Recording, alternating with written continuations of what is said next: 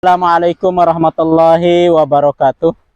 Teman-teman sekalian yang dimuliakan Allah Subhanahu wa taala, kita posisinya berada di pantai Nangatoi, Desa Kilo, Lanci, Dompu, Nusa Tenggara Barat. Sungguh indah ciptaan Allah Subhanahu wa taala dengan pasir putihnya yang memanjang. Kemudian gelombang airnya begitu tenang pada saat ini, yang diperkirakan nanti sore itu agak turun sampai di pertengahan sana. Teman-teman sekalian dimuliakan Allah Subhanahu wa taala, lautan yang begitu luas memberikan pelajaran kepada kita bagaimana Allah Subhanahu wa taala mengisahkan di dalam Al-Qur'annya, terutama para nabi yang biasa dikisahkan berada di tengah-tengah laut. Kita tahu Nabi Musa ketika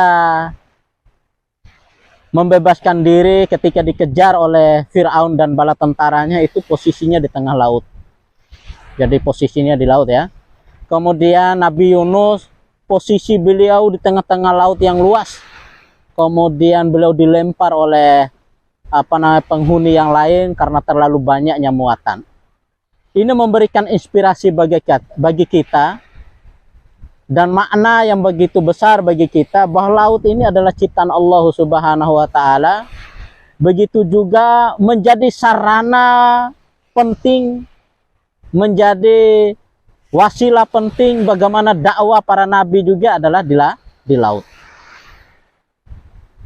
Nabi Musa juga diberikan mukjizat ketika umatnya dahulu minta kepada Nabi Musa, datangkanlah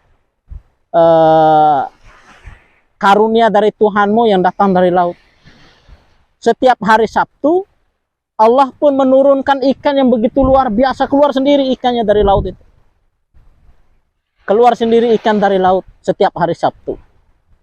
Tetapi kisahnya pada saat itu umatnya Nabi Musa disuruh beribadah, sedangkan hari Sabtu juga ikan itu keluar dengan sendiri. Dan mereka lebih mementingkan mengambil ikan di laut itu daripada beribadah kepada Allah Subhanahu wa taala, sehingga mereka dikatakan umat-umat yang pembangkang. Oleh karena itu kadang kita diberikan ujian, diberikan kenikmatan, diberikan ujian, diberikan segala-galanya di saat kita mau mendekatkan diri kepada Allah Subhanahu wa taala. Salah satunya contoh tadi. Maka oleh karena itu jadikan pelajaran ini supaya kita senantiasa jangan sampai tergoda dengan hal-hal dunia yang dicontohkan oleh Bani Israel tadi.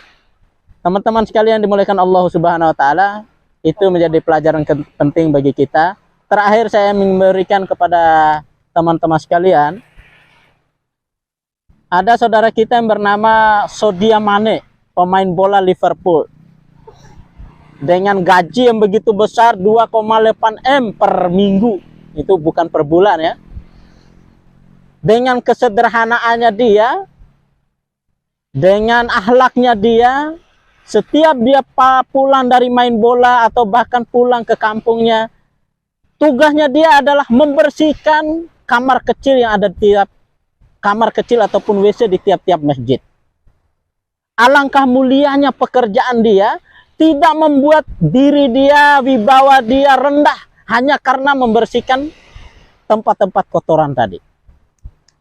Beda dengan kita saat ini, hanya baru dapat jabatan, ya sekedar jabatan apalah, nggak tahu kalau ada kejabatan hansip, jabatan RT, apalagi bupati dan setingkatnya.